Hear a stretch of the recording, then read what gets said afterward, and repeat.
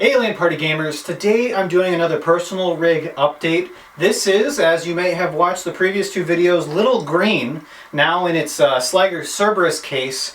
And the one thing that I touted about this was being the smallest SLI rig that I could build without having to modify the case or use PCI extension cables or anything like that. It just natively fits two full-sized GTX 1080 Ti's and SLI, and these are blower style cards, so the hope was that I would be able to eject all the hot air out the back of the case. Well, I've been running this since the GTX 1080 Ti's came out, and I can tell you that that was a bit of a pipe dream, and why I'm dropping SLI in favor of something, well, a little smaller. This is the Zotac Gaming 1650 OC, and I'll show you why I'm getting better FPS while both gaming and streaming while ditching SLI. So I should probably change and we'll get into it.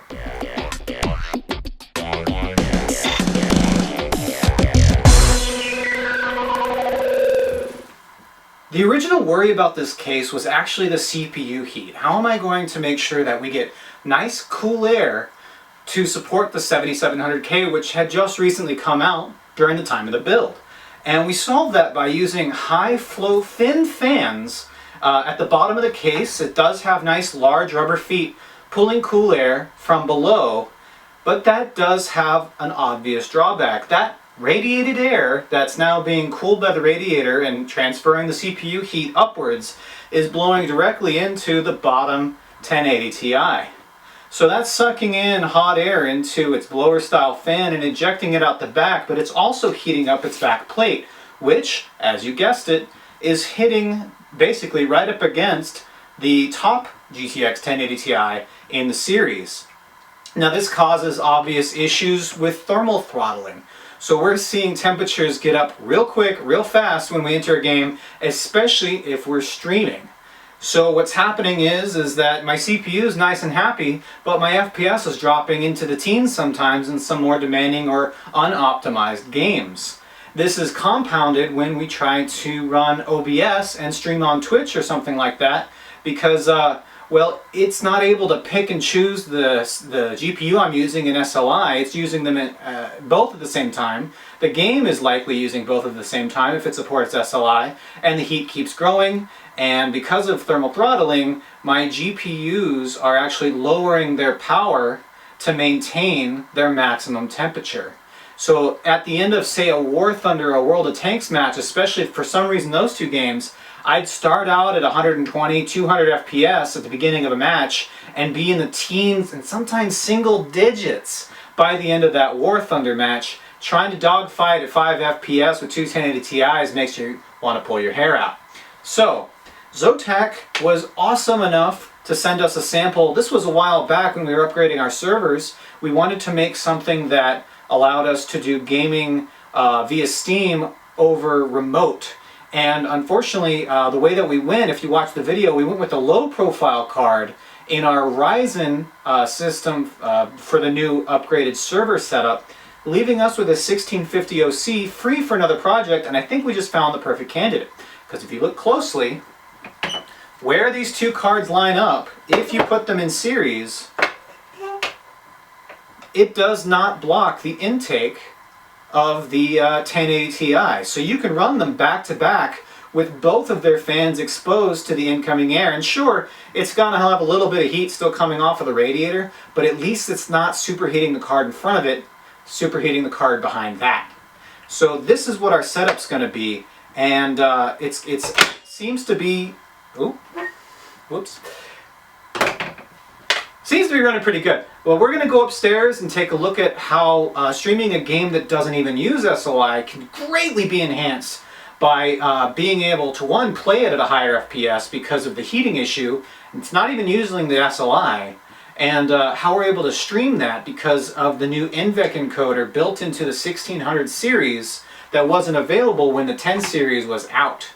Meaning that this card is now dedicated to our second monitor, which is DVI only, and how we can use the NVEC encoder in this card standalone to stream the game without an impact on the system in total, allowing me to have a pleasurable gaming experience running the game off of one card and the encoding of the stream off the second in OBS.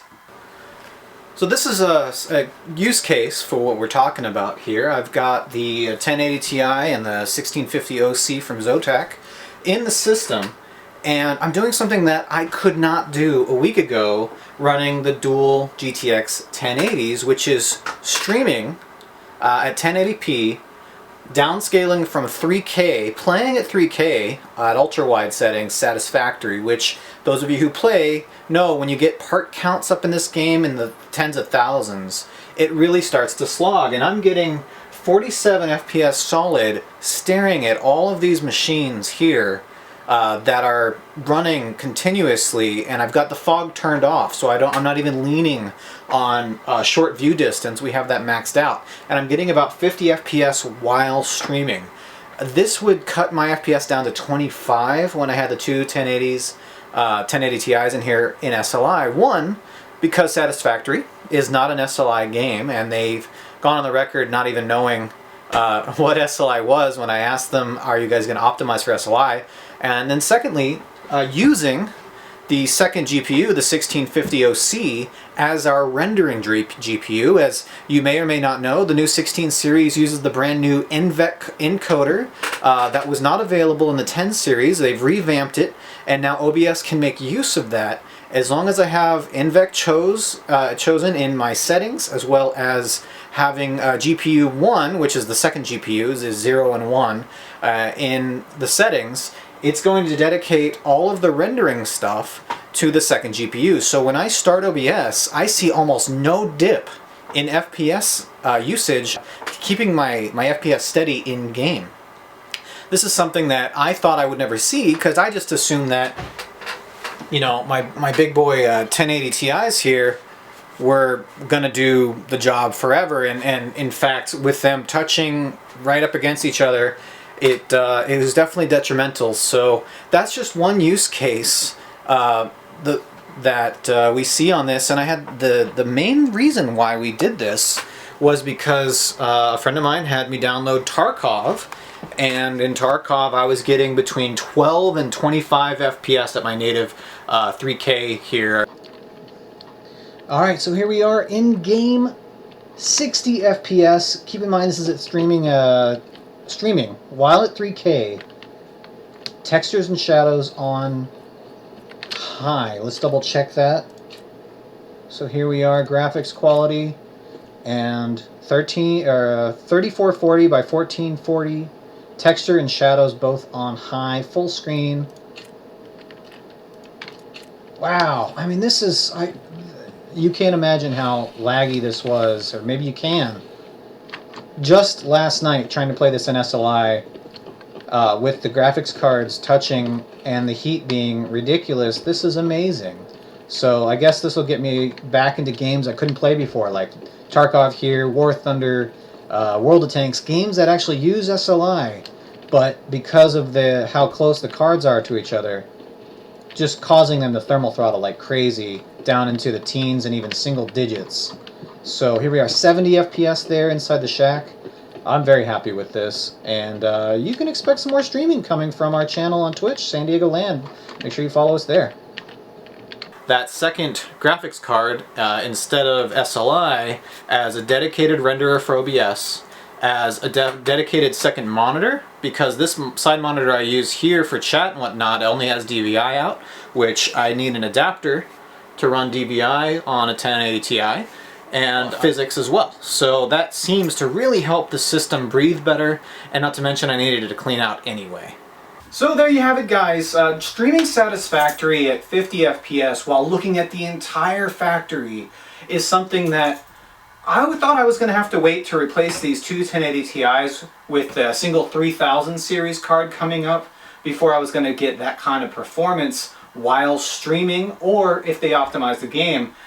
I'm surprised it took me this long to realize that I was thermal throttling, and for those of you shaking your head and saying, well, yeah, I apologize. I've even gone as far as try to put some shims in between the two cards to allow some kind of a gap, and it didn't seem to make much, if any, of a difference. It's just too tight of tolerance when you're running a card over a single slot, or I should say a zero difference between the two cards.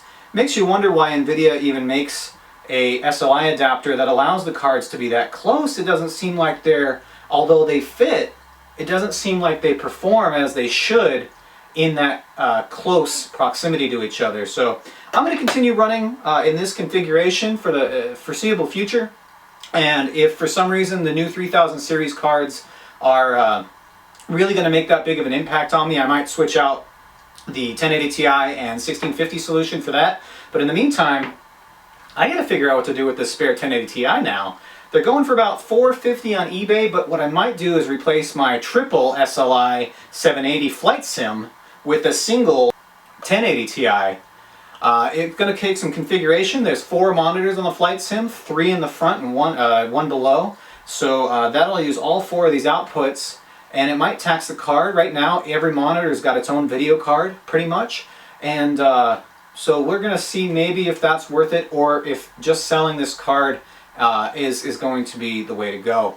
Leave your thoughts in the comments on what I should do with this, and it can't. We're not going to be doing a raffle to giveaway right now, as with the coronavirus, we can use everything we can get as far as use of what we have in stock. So again, big thanks to Zotac for sending us this 1650 OC. It's a great little performer, especially if you've got something like a pre-built Dell or an Optiplex, something like that, that doesn't have PCIe pin power outputs.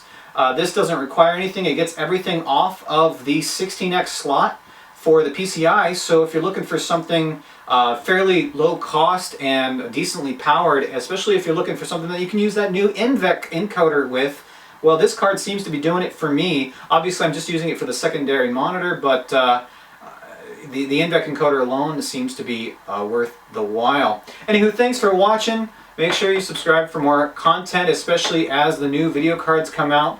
And we're going to be doing more online LAN parties. We haven't been able to do the LAN stuff for a little bit, obviously, with the coronavirus. But if you'd like to join us for some online WAN parties, playing some old school games, hosting the servers here in-house to allow our friends to play, make sure you keep notice on our website, sandiegolan.net. We'll be putting the events up on there as we schedule them. Thanks for watching, guys. Have a great day and stay safe.